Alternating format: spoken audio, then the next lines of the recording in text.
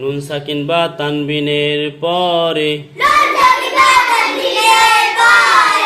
ইজহারের 6 হরফের কোন হরফ আসিলে ওই নুন সাকিন বা তানবিনকে গুন্না ছাড়া স্পষ্ট করিয়া পড়িতে হয়।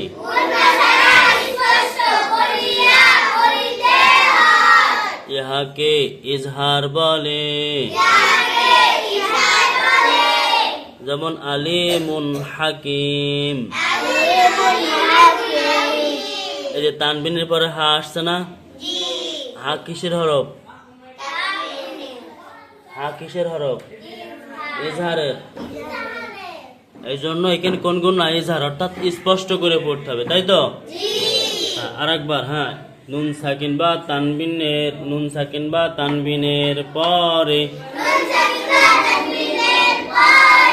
ইজহারের 6 হরফের কোন হরফ আসিলে